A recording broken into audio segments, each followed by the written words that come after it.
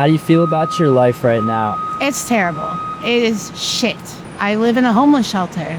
I've been there for 7 years. I can't afford the rent with my job, so I have to get a second job. And like today, I'm not eating or anything because I didn't get my paycheck yet. So yeah, it's not a good day, but I have other bills I have to pay. I'm a type 1 diabetic. It's kind of hard, and I don't make a lot of money doing my job, but I love my job and I'm good at it, but I don't make a lot. I'm a dog walker. Shelter almost killed me a couple of times. I woke up with sleep paralysis. It was the first time I ever had sleep paralysis. I started screaming for help because I didn't know what was going on. I was so scared. The whole room told them that I smoke K2. I don't smoke K2. I smoke cigarettes and weed.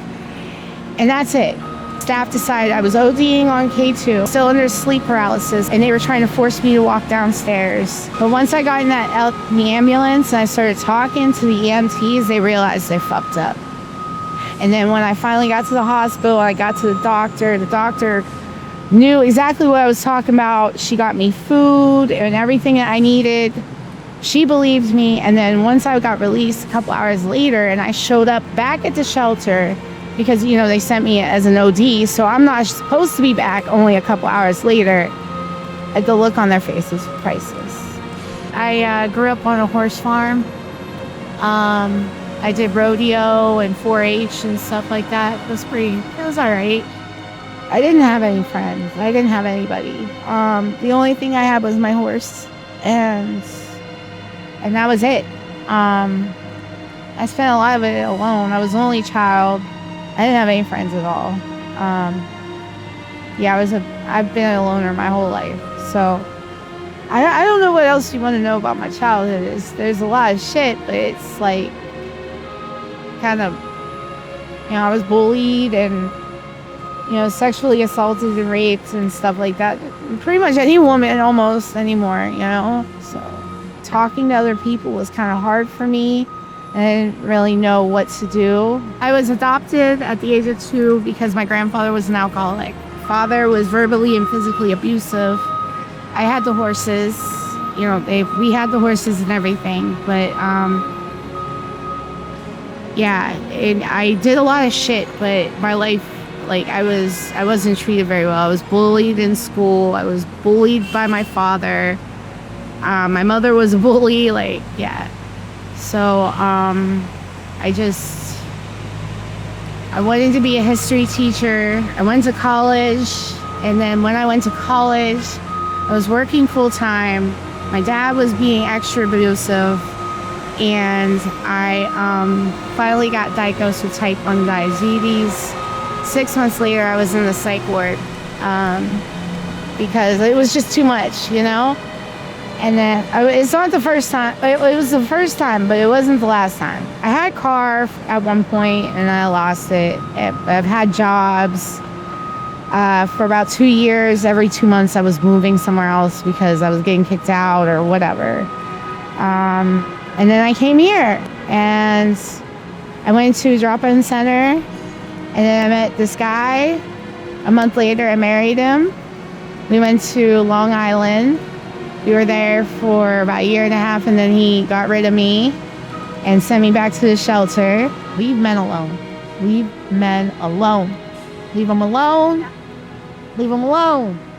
Leave them alone. My favorite memory is probably the first day I met him. We were sitting down eating, and he just comes up to me, and we start talking. He's like, "Oh, you didn't know we got married this past weekend?" I'm like, okay. And it was a good conversation, but it should have stayed there. It definitely should have stayed there. Because he was, he had his own problems too. So that was a whole other problem. And then before that, I had my daughter. She was an hour and a half old, and then she passed away. And that was 2008. And then after that, I moved to New York, but I totally skipped that. I got pregnant with her. I found out I was pregnant with her on Christmas Day. And 5 months later, when we went to the sonogram, she hadn't developed kidneys, and she didn't have no amniotic fluid. And so she didn't develop lungs, so she wasn't going to be able to survive. The only reason that she was surviving was because she was still in my stomach. So we knew that we were gonna, she wasn't gonna stay, but she, it was still like, I don't know, it was a crazy, emotionally crazy day. And for one day I had my daughter. That is a pain that you never want to feel. I can't explain it. I can't. And anybody who ever tells you that they've lost a child is not going to be able to sit there and explain it, not properly, because it never goes away, never, ever, ever. Her father actually had another daughter, and seeing my daughter's sister, and I'm just like, what would she have looked like? What was she? I would have, yeah. You always wonder what they would have been like, or what they would have sounded like, or who they might have been, and yeah.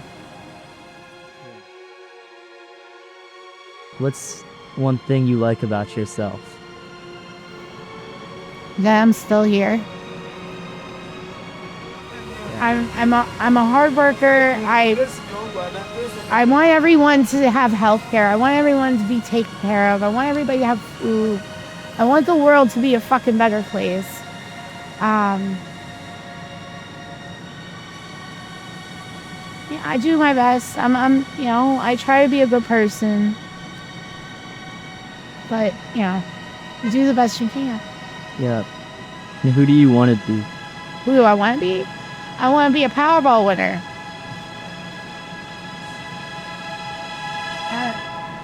Maybe like, a famous dog, dog trainer or something.